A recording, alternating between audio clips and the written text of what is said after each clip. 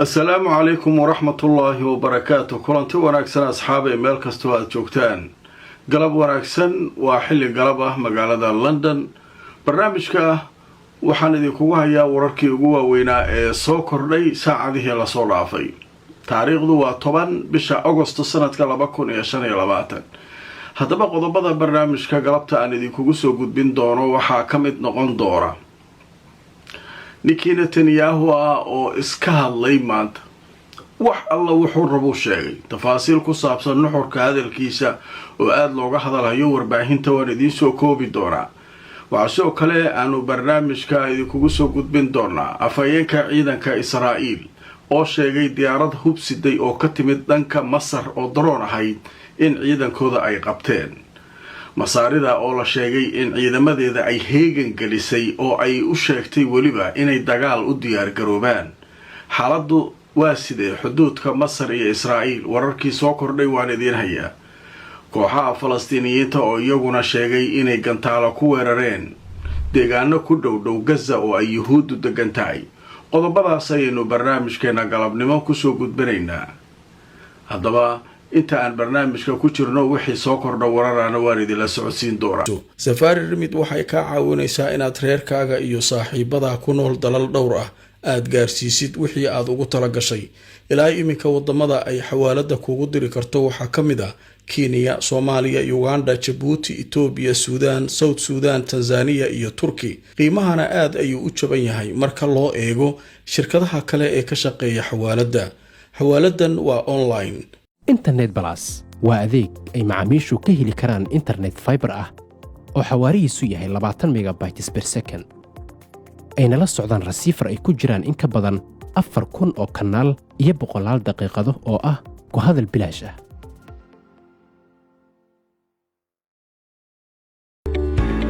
dhammaan bulshada waxaa lala socodsiinayaa gaar ahaan magaalada London in xarunta dhinaca caafimaadka French and Overseas Clinic ay ku taalo meel aan ka fogeyn stationka tareenka ee Baker Street ee bartamaha magaalada London. halkaa waxaa jooga dhaqaatiir kala duwan oo ka daaweynaya cudurro ay ka mid yihiin kuwa maqaarka, kuwa carruurta, kuwa haweenka iyo cudurrada guud. dhaqaatiirta halkaa ka howlgashay howlwadanaduba waxay diyaar u yihiin inay wixii caafimaad ay kula qabtaan. kulanti wanaagsan asxaabay meel kastoo aad joogtaan ku soo dhawaada barnaamijkeena galabnimo. haddaba barnaamijka waxaynu ku bilaabaynaa ninkii Netanyahu ahaa ayaa shir jaraa'id qabtay. wuxuu rabo sheegay video ka daaray meesha sidaasay wax yihiin kanay wax yihiin waxa qayla ka baxay Gaza inaan anaga qabsano qaadano ma rabno inaan xoreynaa rabnaa inaan saan yeelnaa rabnaa kan inaan yeelnaa rabnaa. wuxuu weeraray warbaahintii gaar ahaan kuwii Mareykanka. wuxuu yiri qaarkood New York Times iyo maxkamadan la fuulayaa beenay sheegeen sawirro aan jirin oo Gaza dadaa ku dhimanaya la leeyahay wax ka jira male. wuxuu rabo iska sheegay hadalkiisa marka la soo koobo waxaa la yiri meel uu u socdo iyo meel uu ka socdo xataa lama yaqaan. Gaza wuxuu leeyahay gaajo kama jirto dhibaato kama jirto. haddana wuxuu leeyahay waxaan rabnaa inaan ka xoreyno nimankan gaajaysiiyey dadka iyo dhibaatada iyo Xamaas. wuxuu rabo isku qasaalay. haddaba markaan idin soo koobo wararkii ugu waaweynaa oo ay warbaahinta ka qoreen. Netanyahu wuxuu inkiray in xasuuq iyo gaajo ay ka jirto Gaza. wuxuuna eed kala dul dhacay warbaahinta caalamka wuxuuna sheegay inay been ka sheegayaan xaqiiqada ka jirta Gaza. Ra'iisul Wasaaraha Israa'iil Benjamin Netanyahu oo isagu ah nin laga doonayo maxkamadda dambiyada caalamiga ayaa wuxuu sheegay in markaa aanay jirin wax gaajo ah iyo xasuuq ah. wuu inkiray inay ka jiraan Gaza. dhanka kale wuxuu weerar ku qaaday warbaahinta caalamka wuxuuna sheegay inay been ka sheegayaan oo ay faafinayaan sawirro musayafa oo aan waxba jirin oo been ah. wuxuu sidoo kale eedayn kala dul dhacay warbaahinta iyaguna af carbeedka ku hadla oo sheegay inay iyaguna markaa qaladaad fara badan sameynayaan. haddaba shirkiisa jaraa'id waxa uu sheegay maanta axada oo uu qabtay inay arrimahaasi oo dhan ay yihiin waxyaabo la dhoodhoobay oo aan waxba ka jirin. haddaba qodobada ugu muhiimsan waxaa ka mid ahaa wuxuu sheegay hadafka inaanu ahayn inay gumaystaan oo ay qaataan gaza balse ay tahay inay xoreeyaan. waxa uu dhanka kale sheegay dagaalka inuu suuragal yahay inuu dhammaanayo beritaba haddii uu yidhi xamaas ay hubka dhigto. dhanka kale wuxuu sheegay hadafkeenu wuxuu yahay inaynu hubka ka dhigno xamaas oo aynu halkaa ka samayno sida uu yidhi maamul rayd ah oo markaa aan wax dhibaataa kaga imanayn israa'iil, xiriirna aanay la lahayn xamaas iyo maamulka falastiiniyiinta ah. waxa uu dhanka kale sheegay inaanay doonayn iyaga oo yahuudda ah inay arkaan gaza oo markaa xamaas iyo maamulka falastiiniyiinta ay markaa qayb ka yihiin. waxaana uu sheegay inay doonayaan xamaas iyo maamulka falastiiniyiinta oo aan maamulin gaza inay arkaan. dhanka kale wuxuu sheegay xamaas inay iyadu diiday hubka inay dhigto. markaa wuxuu sheegay inay muhiim noqotay in israa'iil ay dhammaystirto ujeeddadeedii ahayd inay xamaas hubka ka dhigto. siyaasaddeena wuxuu sheegay ku wajahan dagaalka waa in markaa laga hortago oo la mamnuuco in waxyaabo bini aadannimoa ay dhacaan.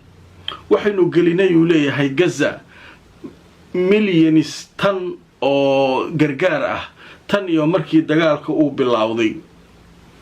ma ujeedaa waxa uu sheegaa dhan marka waxaa leeyahay wuxuu rabo iska sheegay.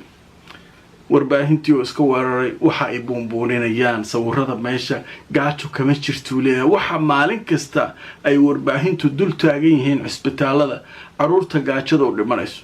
wuxuu marka soo qaatay video meesha soo dhigay sawir meesha soo dhigay dhinaciisa. sawirka marka waa ninkii yahuudiga ahaa ee dhowaan ay muqaawamadu soo bandhigeen oo gaajadu ka muuqatay oo asagu dhan lafaha noqday.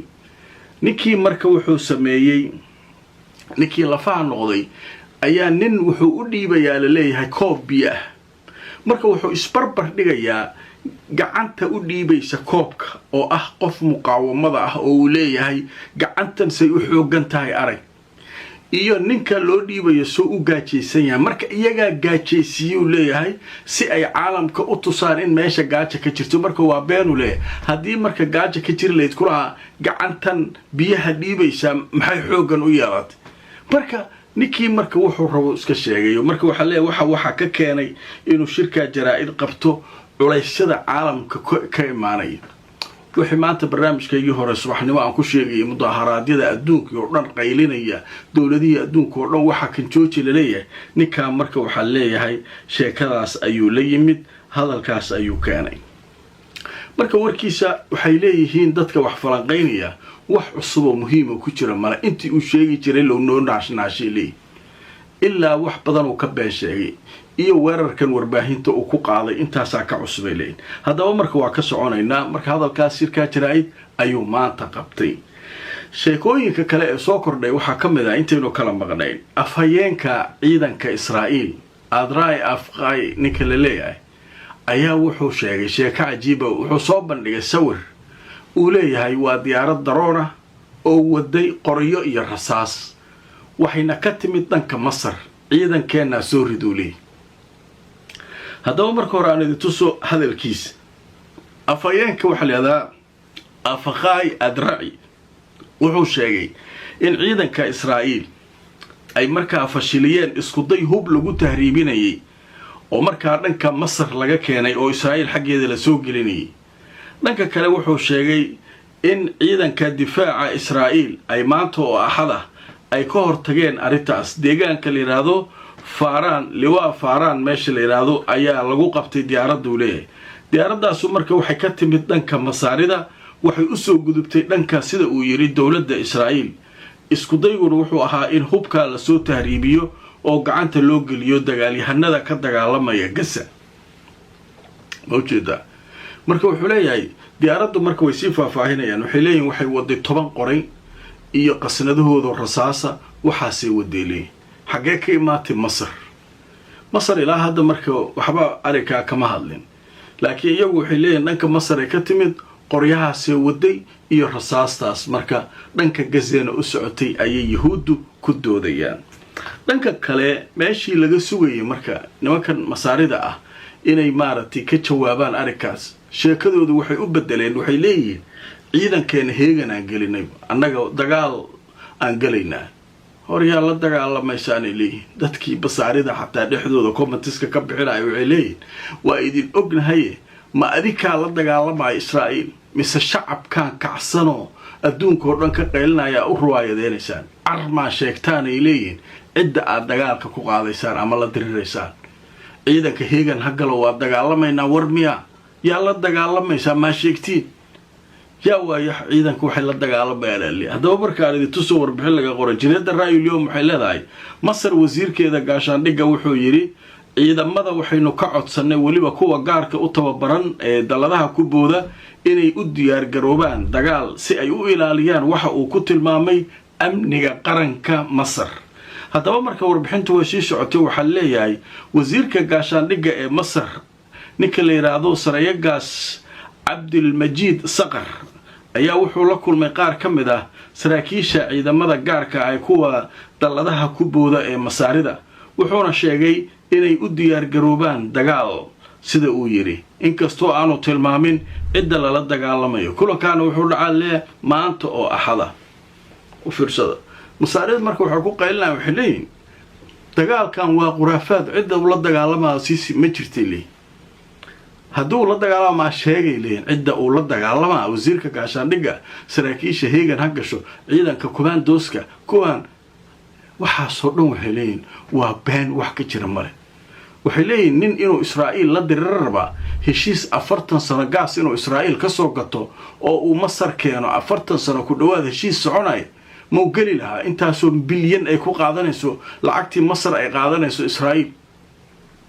marka waxay leeyihin sheekadaas sheeko annakana loo akhrinayo ma ahanay leeyihin waa khuraafaday leeyihin midaan kalena way durayaan iyaduna waxay leeyihin diyaaradaha hub ka soo qaaday masar waxaas dhan wax ka jira male in dadka adduunka waxaa la rabaa ay dheheen filin loo daaro masar iyo israa'iil inay israadsanayaan inay dhibaato ka dhex jirto masar ay hub siinayso gaza waxaasoo dhan israa'iil iyo masaarida waa isla wataanaa le wax ka jira male dadkan carabtaa loo ruwaayadeynayo ku leeyihin marka waa yaabay meesha social media waa la isku garaacayaa haddaba qadar xayisiisa kadib waxaan galaynaa muqaawamada falastiiniyiinta oo goordhow sheegay inay weeraro ku qaadeen gantaalo ah deegaano yahuudda dugata oo ku dhow gaza ma jeceshahay barashada qur-aanka kariimka iyo culumta shareecada hab casriga online ah adigoo jooga gurigaaga ama goobtaada shaqada markasu daaru taqwa waxaa kugu baraya qur-aanka hab casriga online ah maadooyinkaad ka baran karto waxaa ka mid ah qur-aanka kariimka igaada luqada carabiga iyo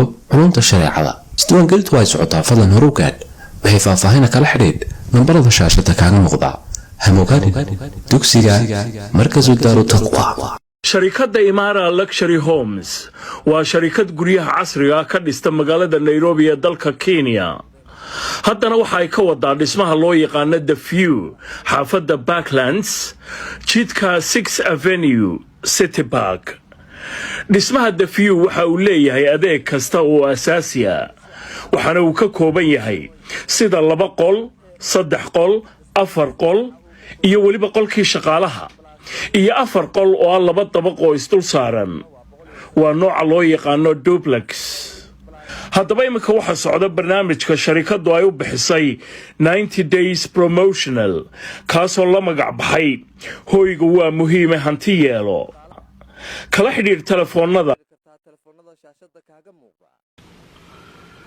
kulanti wanaagsan asxaabay meel kastoo aad joogtaan kusoo dhawaada barnaamijkeenii galabnimo haddaba qaybihii ugu dambeeyay barnaamijka waxaynu kusoo qaadanaynaa muqaawamada ayaa sheegtay caawa inay galabta weerar ku qaadeen gantaalo ah deegaano yahuudda degan tahay oo ku dhow gaza haddaba muqaawamadu intaysan sheegan waxaa soo baxay warbaahinta ee israa'iil ay faafinaysay haddaba aan idin tuso aljaziira waxay leedahay waxay sheegeen ciidanka israa'iiliyiinta inay ka hortageen 2 gantaal oo laga soo riday dhanka gaza oo ku socday qulaaf gaza meesha la leeyahay janaalka 12 israa'iil ay leedahay ayaa sheegay in ciidamadoodu ay ka hortageen 2 gantaal kadibna waxaa la sheegay in markaa la maqlay siiriga digniinta ah oo deegaanada qulaaf gaza la leeyahay laga maqlay markii warkaas marka uu soo baxay muqaawamadii ayaa iyaguna war soo saaray qolada marka weerarka qaaday waa qolama masraaya alqudusa ma alqasama yaa waay haddaba markaan idintuso Israa'iil Qudus ayaa sheegatay inay duqeeyeen deegaanada la yiraahdo Naaxil Caws iyo Wakafaar Sacad oo ka tirsan deegaanada ku dhow Gaza. Israa'iil Qudus waxay sheegeen inay gantaalo ku garaaceen labada deegaan oo Yuhuuddu ay degan tahay. marka khasaaraha ilaa hadda lama yaqaano laakiin iyaga waxay leeyihiin gantaalahaas waa ka hortagnay inkastoo Siiriga digniinta iyo waxa dhan laga maqlay meesha Yuhuuddu degan tahay oo la yiraahdo Qulaaf Gaza waa eriyada ku wareegsan Gaza oo Yuhuuddu ay markaa degan yihiin. haddaba barnaamijka galabnimo waa naga intaa fakari aragtaadna waxaad qabto barnaamijka uga qayb qaado like garay oo share garay asxaabay meel kastoo aad joogtaan waxaan idinkaga tegayaa sidaas iyo nabadgelyo.